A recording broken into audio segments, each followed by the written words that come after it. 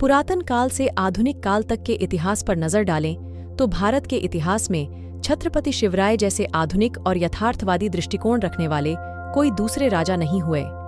हमारे देश में अनेक वीर, पराक्रमी, कूटनीतिज्ञ राजा महाराजाओं का जन्म हुआ है, लेकिन छत्रपति शिवराय जैसी यथार्थवादी और आधुनिक दूरदृष्टि किसी के पास नहीं थी। इसका एहसास हमें तब होता है जब हम छत्रपति शिवाजी महाराज के जीवन चरित्र पर दृष्टि डालते हैं।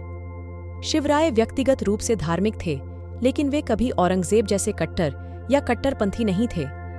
उनके जीवन में कोई भी काम कितना भी महत्वपूर्ण या जोखिम भरा क्यों न हो, वे शुभ या अशुभ समय का इंतजार नहीं करते थे। उन्होंने अमावस्या की रात को कई युद्ध, कई किले जीते, जबकि अमावस्या को बहुत अशुभ माना गया है। और दूसरी तरफ हमेशा मुहूर्त, शुभ और अशुभ समय और पंचांग पोथी पुराण देखने वाले पेशवा अपनी पेशवाई भी कायम नहीं रख सके। और सच तो यह है कि कभी भी मुहूर्त काल नहीं देखने वाले अंग्रेजों ने दुनिया के आधे से ज्यादा हिस्से पर राज किया। छत्रपति शिवाजी महाराज की आधुनिक सोच बचपन में राजमाता जिजाऊ की शिक्षा से शुरू हुई, और उनकी वैज्ञानिक दूरदर्शिता का प्रमाण हमें शिवाजी महाराज के बचपन में मिलता है, जब शाहजी महाराज द्वारा स्थापित स्वराज में आदिल शाही सरदार मुरार जगदेव ने इंसानी खोपड़ी, टूटी चप्पल, फूटी कवड़ी को लोहे के खंभे को लटकाकर पुणे के प्रवेश द्वार में लगाया। और कोई भी इंसान इस जमीन में न रह पाए, इसलिए अफवाह फैलाई कि जो भी इस लोहे के खंभे को यहाँ से उखाड़ेगा उसकी आने वाली 7 पीढ़ियों का विनाश हो जाएगा। और पुणे की जमीन शापित है, ऐसे लोग समझे। इसके लिए गधे का हल पुणे की जमीन में चलाया, और जो कोई इस पुणे की जमीन में रहेगा उसका नाश हो जाएगा। ऐसी अफवाह पुणे में मुरार जगदेव नामक एक आदिल शाही सरदार ने फैलाई थी, जो खुद एक ब्राह्मण था। राजमाता जिजाऊ और शिवबा राजे ने पुणे के प्रवेश द्वारों पर लगाए गए अंधविश्वास के लोहे के खंभे को उखाड़ फेंका और अंधविश्वास को लोगों के मन से नष्ट किया, लोगों को समझाया, और लोगों का विश्वास बैठने के लिए उन्होंने सोने का हल चलाकर लोगों को आश्वस्त किया। पुणे को पुनः रहने लायक किया, लोगों के घरों को पुनर्स्थापित किया तथा पुणे से तितर बितर हुए लोगों को शरण दी। अफजल खान ने स्वराज्य पर जब चढ़ाई की, उस समय उसने कई मंदिर तोड़े, मूर्तियां तोड़ी, लेकिन क्योंकि वह मुस्लिम था और वो हिंदुओं के धार्मिक स्थलों को तोड़ रहा था, इसलिए छत्रपति शिवाजी महाराज तुरंत आक्रामक होकर अफजल खान से लड़ने नहीं आए। जबकि शिवाजी राजे धार्मिक थे, तथापि उन्होंने उस समय सूझबूझ से काम लिया, क्योंकि वे औरंगजेब की तरह कट्टर या कट्टरपंथी नहीं थे। उस समय यथार्थवादी विचार करने वाले एकमात्र राजा शिव छत्रपति ही थे। अफजल खान को जब उन्होंने मारा तो केवल इसलिए नहीं मारा क्योंकि वह मुस्लिम था, बल्कि उसने हिंदू मंदिरों को नष्ट किया था, और वह स्वराज्य का दुश्मन था, आम प्रजा का विनाशक था, अन्यायी था। इसलिए छत्रपति शिवाजी महाराज ने अफजल खान का वध किया। जावली के चंद्रराव मोरे की हत्या इसलिए नहीं की गई क्योंकि वह मराठा था, बल्कि इसलिए मारा क्योंकि वह स्वराज्य का दुश्मन था और स्वराज के विरुद्ध उसने आदिल शाही का साथ दिया। ब्राह्मण हत्या का पाप वैदिक धर्म में जघन्य बताया गया है, लेकिन इन सभी अन्यायपूर्ण विचारों को बढ़ावा न देते हुए महाराज ने स्वराज्य द्रोही और गद्दार कृष्णाजी भास्कर कुलकर्णी की हत्या की। जबकि वो ब्राह्मण था, उसे भी इसलिए नहीं मारा गया क्योंकि वह ब्राह्मण था, बल्कि इसलिए मारा गया क्योंकि वह स्वराज्य द्रोही था। जो भी स्वराज्य का दुश्मन है वह हमारा दुश्मन है, चाहे वह किसी भी जाति या धर्म का क्यों ना हो। यही छत्रपति शिवाजी महाराज की नीति थी। उनकी लड़ाई न किसी धर्म के खिलाफ थी, न किसी जाति या सांप्रदाय के, बल्कि उनकी लड़ाई अन्याय के विरुद्ध थी। अधिकार, आत्मरक्षा, स्वाभिमान और आत्मगौरव के लिए थी। महाराज की लड़ाई राष्ट्रभक्ति की थी। 17वीं शताब्दी में अन्यायपूर्ण परंपराओं में से एक सती प्रथा थी। 23 जनवरी 1664 को छत्रपति शिवराय के पिता शाहजी महाराज का निधन हो गया। उनकी मृत्यु के बाद राजमाता जिजाऊ ने उस समय की प्रथा के अनुसार सती जाने का निर्णय लिया, लेकिन छत्रपति शिवाजी महाराज ने उनके इस निर्णय का कड़ा विरोध किया। जबकि सती जाना उसे समय की पारंपरिक परंपरा अनुसार था, लेकिन छत्रपति शिवाजी महाराज ने राजमाता मानसाहेब जिजाऊ को समझाया, यदि आप सती नहीं जाते हैं तो कुछ भी नकारात्मक, बुरा या अशुभ नहीं होगा। शिवराय ने मां साहेब जिजाऊ को आश्वस्त किया कि स्वराज्य को आपकी आवश्यकता है, और अपने आधुनिक दृष्टिकोण से उन्होंने धर्म की एक और अन्यायपूर्ण परंपरा सती प्रथा को रोककर क्रांति को उजागर किया। इसके बाद राजमाता मां साहेब जिजाऊ सती नहीं गई। शिवराय ने हिंदू समाज में चले आ रहे अंधविश्वासों को नष्ट किया और समाज को वैज्ञानिक दृष्टि दी।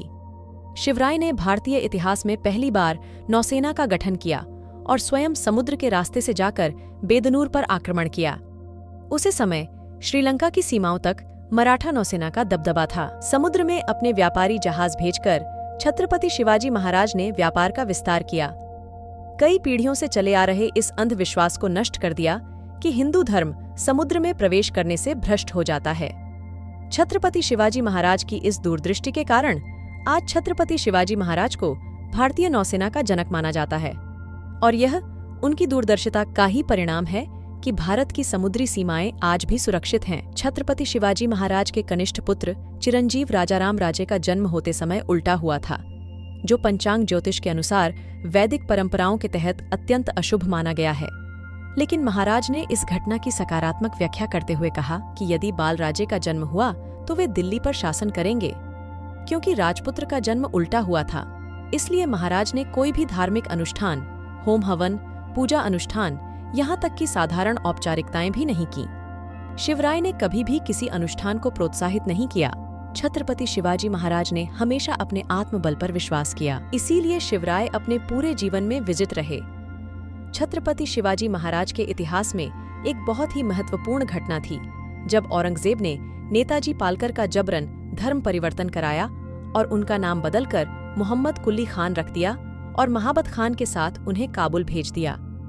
1676 में जब नेताजी पालकर स्वराज में फिर से लौटे, उस समय महाराज ने पुजारियों से पूछा, उन्हें मुस्लिम धर्म से वापस उनके मूल हिंदू धर्म में परिवर्तित करने का कोई प्रावधान है? पूछने पर पुजारी ने कहा कि हमारे धर्म में ऐसा कोई प्रावधान या विधि पूजा पाठ नहीं है।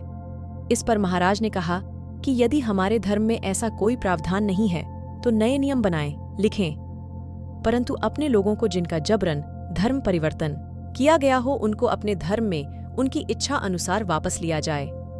धर्म सभा और धर्म पंडितों के इस बात के लिए किए गए विरोध के बावजूद महाराज ने नेताजी पालकर को हिंदू धर्म में वापस स्वीकार कर लिया। मोहम्मद कुली खान फिर बने नेताजी पालकर। इसी प्रकार बजाजी नाइक निम्बालकर के जबरन धर्म परिवर्तन के बाद भी महाराज ने धार्मिक प्रतिनिधियों के विरोध को नजरअंदाज कर दिया और उन्हें हिंदू धर्म में वापस स्वीकार किया। और इतना ही नहीं, बल्कि नेताजी पालकर के पुत्र महादेव के साथ महाराज ने उनकी पुत्री का विवाह करवा दिया। इन दोनों घटनाओं के दौरान जिन हिंदुओं का जबरन धर्म परिवर्तन कराया था, उनको शिवाजी महाराज ने न्याय दिया। इस तरह छत्रपति शिवाजी महाराज के निर्देशानुसार धार्मिक पंडितों को नेताजी पालकर और बजाजी निम्बालकर को वापस हिंदू धर्म में परिवर्तित करना पड़ा। शिव पूर्व काल में यदि किसी हिंदू को जबरन धर्म परिवर्तन करके मुसलमान बनने के लिए मजबूर किया गया हो तो उसे वापस हिंदू धर्म में परिवर्तित नहीं किया जा सकता था। छत्रपति शिवाजी महाराज ने वैदिक परंपरा के धार्मिक नियमों को परिवर्तित करते हुए पवित्रता के नियमों को बदलकर जिन बजाजी निम्बालकर और नेताजी पालकर को मुगलों द्वारा जबरन मुसलमान बनाया गया था, उन्हें पुनः हिंदू धर्म में प्रवेश देकर धर्म की रक्षा की। कलयुग में क्षत्रिय नहीं है, यह गलतफहमी पीढ़ी दर पीढ़ी चली आ रही थी।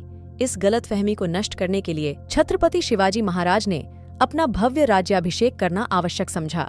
उन्होंने आदिलशाही, कुतुबशाही, मुगलों, अंग्रेजों को हराया और अपने क्षत्रिय होने का प्रमाण दिया। शिवाजी महाराज के समय के बखरकार कृष्णाजी अनंत सभासद लिखते हैं, इस युग में शिवराय म्लेच्छ सम्राट मरहठा पातशाह छत्रपति बन गए। ये कोई सामान्य बात नहीं है। पीढ़ियों से चले आ रहे इतिहास में छत्रपति शिवाजी महाराज का राज्याभिषेक दिन एक बड़ा गौरवशाली दिन था। शिवराय के राज्य अभिषेक का महत्वपूर्ण समारोह गुप्तकाल के बाद हुआ पहला राज्याभिषेक था।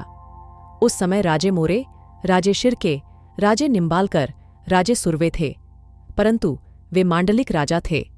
पूरे भारतवर्ष में कोई सार्वभौम राजा नहीं था। राज्याभिषेक के बिना राज्य निरर्थक है। इसीलिए महाराज ने शून्य से स्वराज्य बनाया।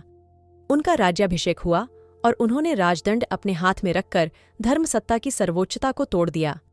इससे पहले इतिहास में देखें तो पहले साम्राज्य का राजदंड धर्मगुरु को सौंपा जाता था और किसी भी राजा को बर्खास्त करने का अधिकार धर्म सत्ता के पास होता था।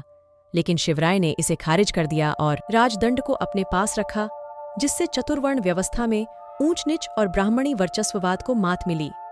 मुगलों, अंग्रेजों, पुर्तगालियों, यवनों आदि का मत था कि शिवाजी महाराज जागीरदार शाहजी के विद्रोही पुत्र थे, लेकिन उन्हें सार्वभौम सम्राट की पहचान उनके राज्याभिषेक के बाद मिली और छत्रपति शिवाजी महाराज सार्वभौम सम्राट बन गए। छत्रपति शिवाजी महाराज ने पेशवाओं की तरह कभी जाति जाति में ऊंच नीच नहीं की और स्वराज्य में सभी प्रजा को समान अधिकार दिए, चाहे वो किसी भी जाति धर्म का क्यों ना हो। निसंदेह धर्म सत्ता को यह बात कभी पसंद नहीं आई, परंतु शिवराय ने कट्टर धार्मिक सत्ता को अधिक महत्व नहीं दिया। छत्रपति शिवाजी महाराज का प्रथम राज्याभिषेक वैदिक रीति रिवाज के साथ संपन्न होने के बाद छत्रपति शिवाजी महाराज ने शाक्त परंपरा द्वारा दूसरा राज्याभिषेक संपन्न करवाया। शिवराय के इस दूसरे राज्याभिषेक का उद्देश्य शाक्त धर्म के विचारधारा को राज्याश्रय और प्रतिष्ठा देना था, जिससे वैदिक धर्म की सर्वोच्चतावाद को नियंत्रित किया जा सके। इसके परिणाम स्वरूप राज्य में हर विचारधारा, पंथ और संप्रदाय में समानता आ सके और सभी विचारधाराओं का सम्मान हो, यही विचार था। इससे वैदिक विचारधारा का प्रभुत्व विभाजित हो गया और वैदिक परंपरा तथा शाक्त परंपरा को समान दर्जा और सम्मान प्राप्त हुआ। चतुर्वर्ण व्यवस्था के श्रेष्ठतावाद और ऊंच नीच के इस युग में छत्रपति शिवाजी महाराज का यह निर्णय क्रांतिकारी था। छत्रपति शिवाजी महाराज का स्वराज धर्म मानवतावादी था। छत्रपति शिवाजी महाराज सचमुच मानवता के पुजारी थे। शिवराय एकमात्र ऐसे राजा थे जो आम प्रजा की चिंता करते थे।